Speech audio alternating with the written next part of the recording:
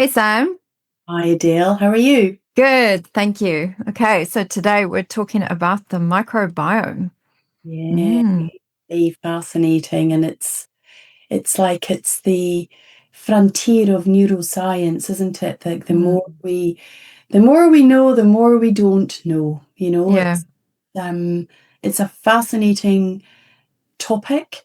Um, I guess firstly, what is it? yeah, It's the human microbiome. It's believed that it constitutes 99% of our DNA that we carry around. So, it's quite significant, and it consists of trillions of microorganisms, which include bacteria, viruses, fungi, and other microbes. And these communities, as you would call them, exist throughout the body, but are mostly concentrated in the gut, particularly the large intestine. And each person's microbiome is unique. It's like a fingerprint, like shaped by your genetics, diet, environment, and experiences. And um, when I say it's unique, is that um, you've got microbiome in your all cavities have a microbiome. Breast milk has a microbiome. If you look at microbiome in breast milk, is that there's this communication that happens in this dyad relationship between a mother and a baby. And if the baby's got a bit of a runny nose, the microbiome changes. Like, it's just this innate intelligence of the microbiome is significant. And microbiome also have their own nutritional requirements. So they can also impact addiction centers, which is something that we could touch on if we've got time. But um, they have their own. They create cravings for foods. Some particular microbiome might cause you to crave more sugars for their own survival. So it's just so clever. An amazing communication network which we've touched on with IBS, where through this bidirectional communication that happens through the vagus nerve. Yeah, and I know that there's an old view and then there's a new view, and that's something that you've also looked into, right? On what it was and what we understand of it now. So tell me more about that. yeah. So from a mental health perspective, the microbiome actually plays an enormous role in mental health. So the very old view was that, for example, if we think of depression, that low serotonin actually causes depression. Therefore, antidepressants correct, the brain chemistry. And mental health is a brain problem. And actually, what neuroscience and newer sort of papers are really showing is that inflammation and immune imbalance actually disrupt the brain metabolism. And the microbiome and your lifestyle and your inflammatory load actually alters your mood and leads to depression. So depression is actually now being shown to be a multi-system condition. It involves the gut, it involves the immune system and the metabolic system. So studying the gut brain axis is the newest kind of place where everybody's looking to find the source of what's going on from a mental health and depression perspective. So it's kind of amazing because it was about 2022, I think it was, Moncrief, this kind of scientist. She actually dismantled the serotonin hypothesis. It was called an umbrella study. It's this massive study of studies. Thousands of studies were studied, and it was found that the gut microbiome plays a massive role in mental health. Mm. So there's also this feedback loop that if you have problems with your gut dysbiosis, it disrupts this microbial diversity. Mm. Some of these kind of little bacteria that are in our system control how tryptophan, which is the precursor to serotonin, get broken up. So if you don't have the right kind of microbes sitting in your system, tryptophan does not make serotonin, it makes kynurenine. And kynurenine leads to brain fog and kind of fatigue, low motivation, don't feel like doing anything, which are really a lot of the symptoms of depression. So making sure we have really good bacteria in our microbiome and our microbiome system functions properly Yeah. is absolutely vital for mental health. Yeah, and just to tag on to that as well, like the functions and importance of the microbiome, with the tryptophan, kynurenine, and quinolinic acid pathway. Um, so the microbiome, I'm wondering, just in terms of its importance of the synthesis of B vitamins. So if you don't have enough B6, it will go down the kynurenine pathway and then the quinolinic pathway. And we know that, for example, children with autistic spectrum disorder, they have high kynurenine and quinolinic acid, which creates that anxiety. So microbiome is so important for the synthesis of your B vitamins, and of course its crucial role in the immune system development and function. So those are really, really good points, right? It impacts mental health. Yeah, and I mean, I think we've both seen clinically with our clients and patients that, people can be on SSRIs, which are serotonin reuptake inhibitors. So it blocks your brain or your body reabsorbing whatever serotonin you have, and it makes more serotonin available within your body. That the SSRIs are not necessarily fixing like their depression. Like you still have problems with anxiety, you still have problems with having low mood. And this is because it's again that one-stop shop little pill that we think is going to fix all the things. Mm. It's just a tiny little piece of the puzzle. Mm. Just keeping whatever serotonin you have in your body doesn't fix the source of the problem. So actually taking a look at, again, our whole microbiome and how it operates is really crucial to get to the source of what is happening with our mental health. Yeah, so those factors that affect the microbiome, and there's a real crossover with a lot of our podcasting, right? But fiber-rich foods, fermented foods, diverse plant foods, all promote beneficial bacteria. Antibiotics can impact. Other factors include the oral contraceptive pill can affect your microbiome. And, they're just actually looking in the last few years, looking at the impacts of the oral contraceptive pill, your microbiome, and what it does to your brain. And so that's really interesting new science coming through now. But also whether you were a vaginal or cesarean delivery, that affects your microbiome. We know that. Early feeding patterns, where you breastfed, where you formula fed, age, stress levels, sleep patterns, exercise, and indeed exposure to environmental toxins. So, there's so many things that can impact your microbiome, right? But if we look at how stress affects the microbiome, I know that you've got some really interesting things there on microbiome and mood. So tell us more about that. Yeah, so trauma and traumatic events that actually happen to us can really hijack what is going on within our microbiome. So if we have a traumatic event that occurs, what we already know from other episodes that we've been talking about trauma and PTSD and events that happen is immediately you've got this kind of HPA axis loop that starts to get activated. And the sympathetic nervous system is releasing. It's telling the body to release its store of adrenaline, noradrenaline, and the minute the cortisol hormone increases, this increases gut permeability. So that means that toxins and the kind of stress and horrible things can actually enter our gut, and then some of these like really good bacteria can be depleted as well at the same time. So stress can hijack the loop and, it can predispose somebody to depression, but also in particular, diabetes. So what you eat, how much stress you have, what is going on in your universe, what are all the lived experiences you've gone through can actually really impact not just your microbiome, but your mental health. And mental health isn't just psychological, it's physiological, and it's actually microbial. So if we look at stress, you cannot ignore the microbes within your body. You cannot ignore the microbiome. If you're looking at it, you have to study the microbiome. Yeah, and just on that as well, to thread into what you're saying around microbiome and mood, is that bacteria produce key neurotransmitters. GABA is one of them, GABA aminobutyric acid, which is a the brain's primary inhibitory neurotransmitter, and it's crucial for like anxiety regulation and sleep.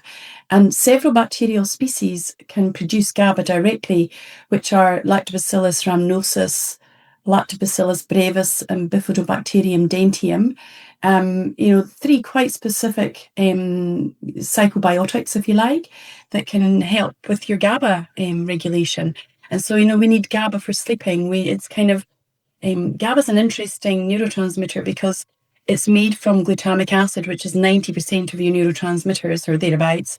And from glutamic acid, which is an excitatory neurotransmitter, you get GABA, which is inhibitory. And GABA is what makes you feel, calm and regulated. And then, you've touched on the serotonin. And whilst most serotonin is produced by the gut, 90% of the body's total, the relationship with the gut bacteria is quite complex. And so we have specific bacteria there. We've got Bifidobacterium infantis, Lactobacillus helveticus, which I discussed in our IBS seminar, and enterochromaffin cells produce those.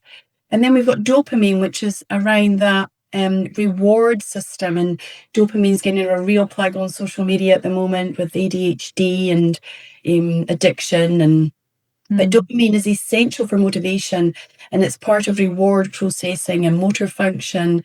And several gut bacteria can produce dopamine and its precursor L-dopa, and that's Enterococcus faecium and Enterococcus facialis. And so, it's incredible, like when you talk about this new science, that like it's there. The neuroscience that's coming through now is quite significant, right?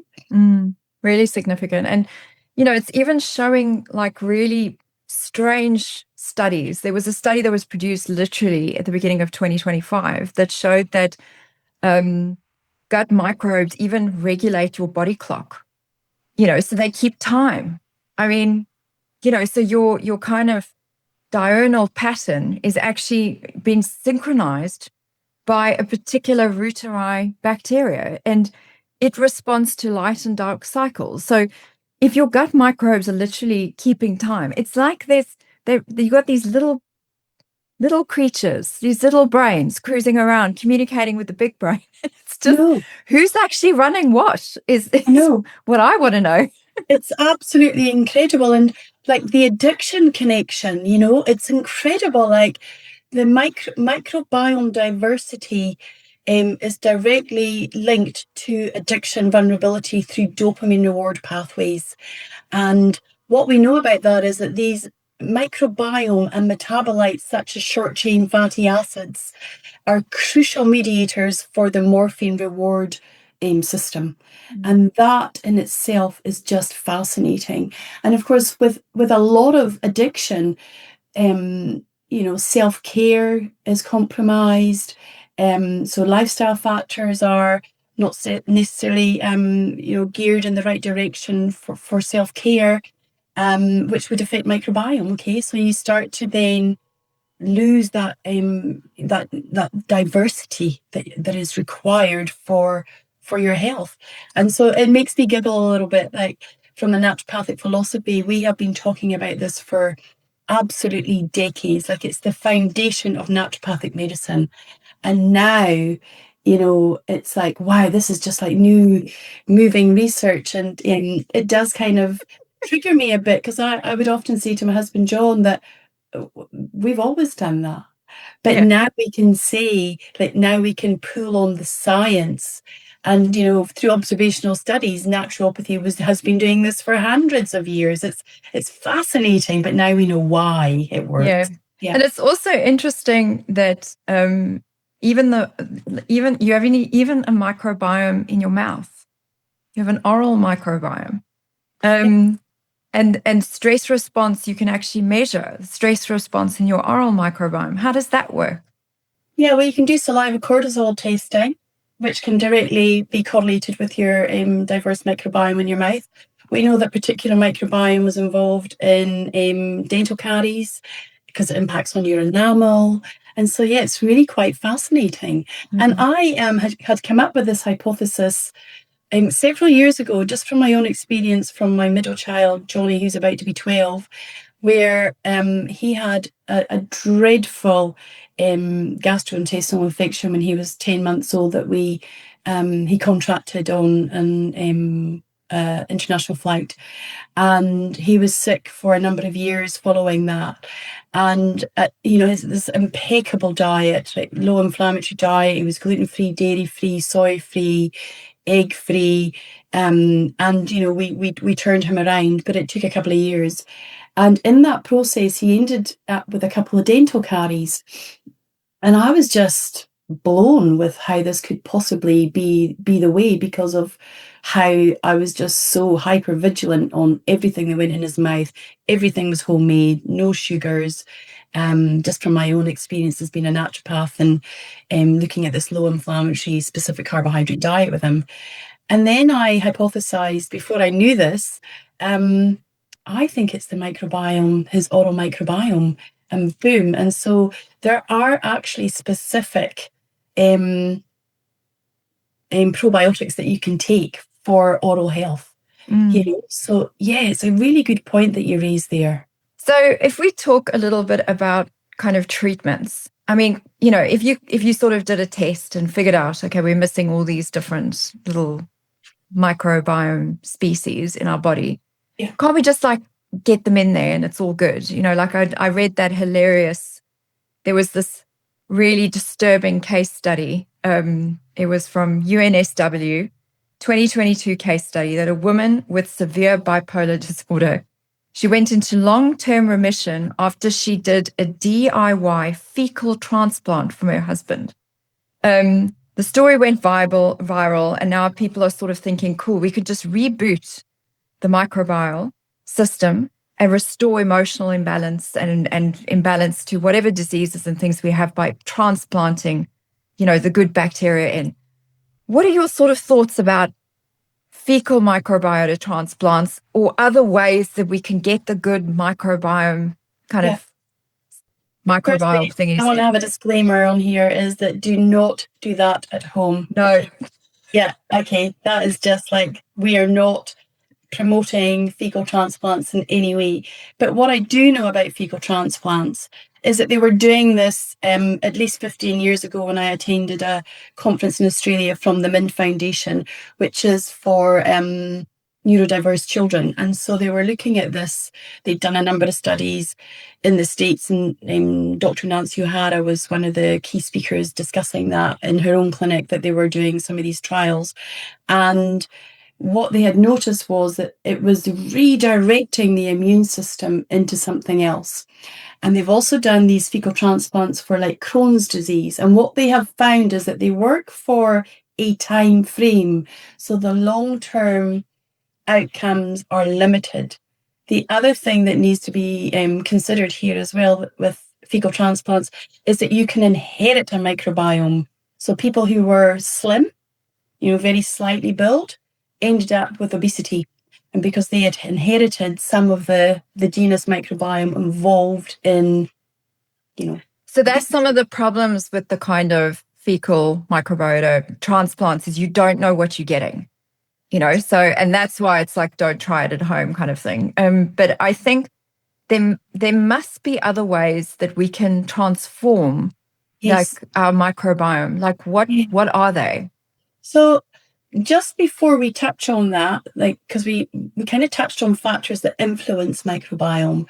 So if you are to do a microbiome test, one thing that you also need to be mindful of is, what is it I'm investing my hard-earned cash into doing for this functional test? So there's a couple of tests. Well, there's many tests, but there's two types of tests that I'm aware of. Is that you can have a stool analysis. And so that's a live stool analysis. So you're collecting your feces over a 3-day period, and then they're going off to the lab.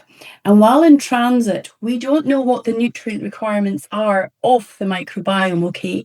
So some die off in the soup that they're being transported in, and some proliferate. So you can get false negatives and false positives. Mm. The best type of microbiome test to do is a DNA test, where they're looking for DNA fragments. They don't necessarily have to be alive, the microbiome. It's the DNA fragments that they're looking for. And that does seem to be the most accurate way to determine a snapshot of your microbiome. Okay. So the factors that can influence your microbiome, I think primarily one of the key things that you're looking at is stress. Like, in terms of what we've discussed here and also in our discussions on IBS, is that it's stress is a key indicator on how it impacts on your microbiome, as is diet, as is lifestyle. Medications can affect your microbiome. Supplementation can affect your microbiome. Herbal medicine can affect your microbiome. Herbal medicine is a pro-drug. And what I mean by that is that it's almost inert, but once it meets your microbiome or goes through metabolism through your liver and your kidneys, it then becomes activated. So all of those things, fermented foods, and I think we have touched briefly on that on another podcast, is that some people can tolerate fermented foods and some people can't. And so we kind of, social media is, they're trying to sell you something, right, on social media. And so just be very mindful of what you're being sold, because this one size package doesn't fit all. And I think that's one of the key things to look at when you are looking at how can I manipulate my microbiome. Now, this is an amazing book. It's called The Third Brain, written by Peter Greenlaw and Marco Ruggiero. And it's the revolutionary discovery to achieve optimum health. And it talks about that whole bi-directional thing that we discussed of the vagus nerve, and how the brain was once thought to be sterile, but he has a hypothesis in here that indeed is not the case. And so it's a really interesting read. It's not too technical. It's written for everybody. So I really recommend that if you want to delve in deeper. But yeah, exercise affects the microbiome. Good sleep affects the microbiome, because as you say, like, the microbiome also has like its own nocturnal and diurnal clock, so it's got its own rhythm. And I think it's almost easier to look at, like, the microbiome from what do we need to eliminate, rather than what do we need to put in. Because I think what we put in, to your point, you would take a DNA test to sort of see, do I need a psychobiotic, or am I deficient in some mineral or whatever, based on how my methylation pathways kind of work out. But it's kind of like looking at, okay, well, for sure, removing artificial sweeteners, removing ultra processed food from your diet, looking at making sure you have, a wide variety, like 30 different plant foods per week. So a vast variety of colors and textures and things that you're eating. And kind of maintaining your oral hygiene and getting enough sleep and exercise. So I think it's simple to sort of, we all know what to remove. But I think what we put in is quite tricky because it's very individualized, right? Yeah, that's right. Yeah, that's absolutely right. So again, that's where you would go and see a functional medicine practitioner, a naturopath, or a GP that's, practicing integrative medicine.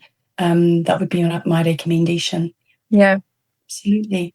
So I think, I think it's important, coming out of this episode, the real takeaway is that we must stop treating mental illness as a brain problem. It's actually a whole body system problem. So if you are listening to this and you're struggling with something, and you're finding you have anxiety, you have depression, or there's some kind of mental illness you're looking at the whole body and system is really important to treating that.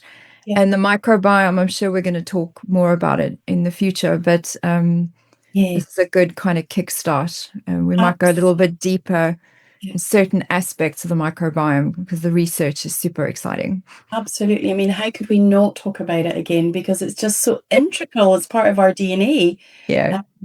And what's really interesting is also looking at microbiome in surrogacy, and like it's just like it's so huge, and donor eggs, and all of those things, like that comes with its own microbiome. Yeah. It's so fascinating. So yeah, we couldn't not talk about it again. But Yeah. thank you, musing all things health, relationship, and trauma. We'll see you next time. Till next time. Bye. The information shared on the Naked Insights podcast is for educational and information purposes only, and is not intended as a substitute for professional therapy or counseling. While we aim to provide helpful and accurate insights, individual experiences may vary. If you're experiencing trauma, mental health issues, or distress, please seek guidance from a qualified professional. The views expressed by us as the hosts are our own and do not necessarily reflect the opinions or positions of any affiliated organizations.